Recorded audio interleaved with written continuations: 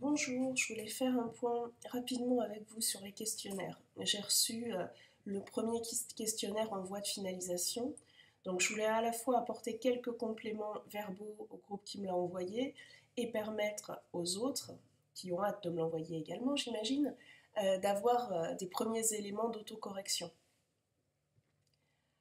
Voilà le questionnaire tel qu'il se présente.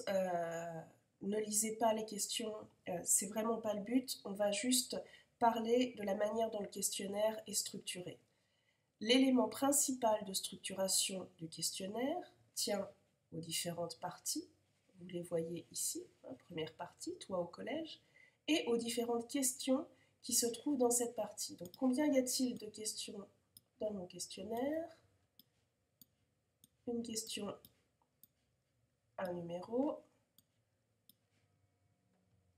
Voilà, sur cette première page, les numéros m'indiquent que j'ai cette question. Ces numéros, ces questions, c'est ce qui va me permettre d'identifier les données que je recueille, les variables que j'obtiendrai ensuite et le temps que vont mettre les enquêtés à répondre. Donc, il est important de savoir combien y a-t-il réellement de questions posées. Et là, il n'y en a pas vraiment 7. Il n'y en a pas 8 non plus. Il n'y en a pas 9 non plus. Il y en a beaucoup plus que ça. Première question, on en a déjà 2. Cochez 3 adjectifs. Un garçon sait, voici une question. Une fille sait, voici une autre question. Idem ici, on n'a pas une seule question. On a une question ici et une autre question là. Même chose. Encore la même chose. Et encore la même chose. Même si vous, ces questions vous semblent relever d'une même information que vous cherchez, ce sont en fait 2 questions et vous avez 2 informations. Au hasard, est-ce que pour toi c'est important d'être en couple? Oui, non. As-tu déjà été ou es-tu actuellement en couple avec quelqu'un? Vous voyez bien qu'il ne s'agit pas de la même information. Vous saurez d'abord si la personne considère qu'il est important pour elle d'être en couple, et ensuite si elle l'a déjà été ou si elle l'est actuellement. 2 informations, 2 questions. Et voici combien l'on a en fait de questions. Si on les organise correctement. Ça, c'était l'aspect positif du groupe qui est en train de m'en vouloir pour avoir pris son exemple et l'exposer à l'écran. C'est que je vous ai remis le questionnaire dans la bonne présentation, si j'ose dire. Donc voici, excusez-moi, comment le questionnaire doit apparaître. On a bien cette fois une question, des réponses. Une deuxième question, des réponses. Et les réponses ne concernent que cette question-là. Voilà pour la forme. Pour le fond, soyez toujours précis dans ce que vous recherchez. L'objectif global du questionnaire est d'enquêter les rapports entre garçons-filles, avec plusieurs idées derrière, rapports amoureux, rapports amicaux, stéréotypes, conflits, ou au contraire, bonne entente. Il faut que vous ayez des éléments, des repères communs qui vous permettent de dire voici les informations que l'on a pour les filles, voici les informations que l'on a pour les garçons. Ici, vous avez choisi de ne pas avoir les mêmes informations pour les filles et pour les garçons.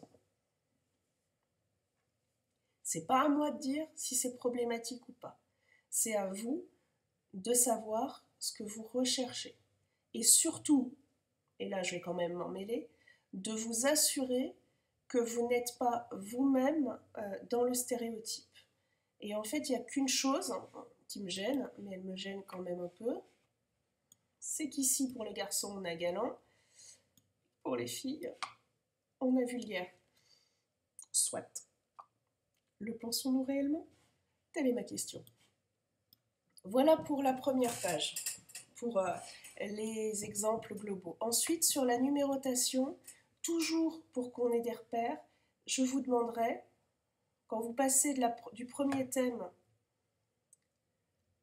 au deuxième thème, je vais vous demander de l'indiquer, mais je vais vous demander de ne pas repartir, comme c'est le cas ici. Vous voyez, premier thème, on finit sur le 8.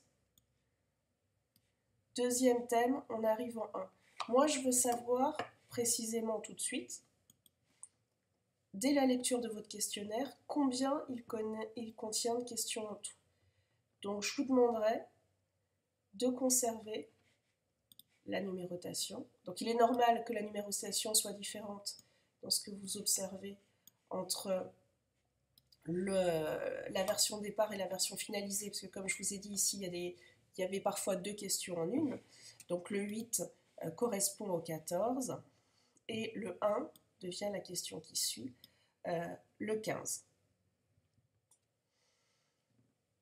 Enfin, vous n'avez pas à inventer toutes les questions. Principalement dans la dernière partie, la partie sociodémographique. Vous avez de grandes chances dans cette partie que les questions aient déjà été posées par quelqu'un d'autre et de vous en simplifier les réponses. Ici, il y a une question particulièrement qui m'ennuie, c'est celle-là. Coche le type de famille auquel tu appartiens. Moi, je me dis que pour certains enfants, ça va être difficile parce que chez leur mère, ils sont là et chez leur père, ils sont là. Ou inversement.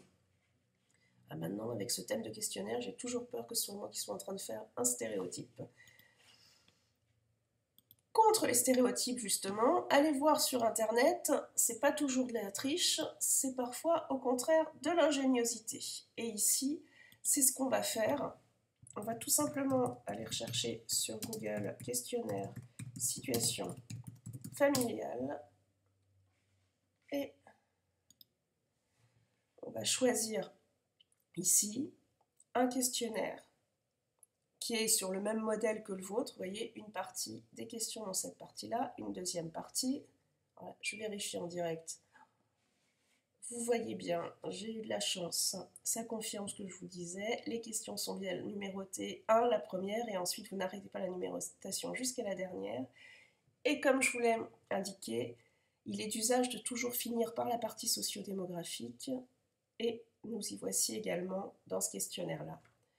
Voilà la dernière question. Quelle est la situation de vos parents?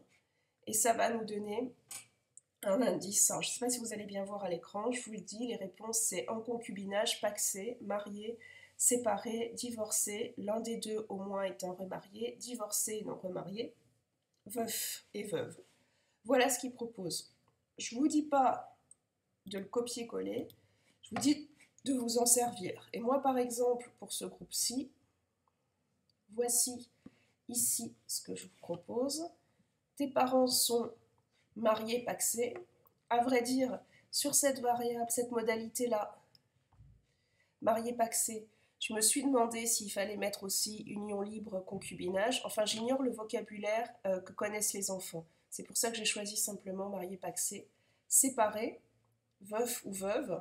Et enfin, 2 cas de figure que j'ai construits à partir de l'exemple que je viens de trouver sur Internet. Séparé et l'un des deux est en couple avec quelqu'un d'autre, séparé et les deux sont en couple avec quelqu'un d'autre.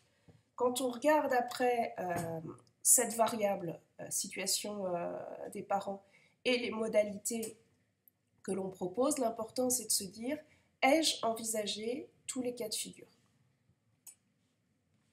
Voilà pour les principaux thèmes sur lesquels je voulais attirer votre attention. Je reviendrai dans un deuxième temps sur la présentation définitive du questionnaire et ce qu'il vous faudra y trouver. Merci.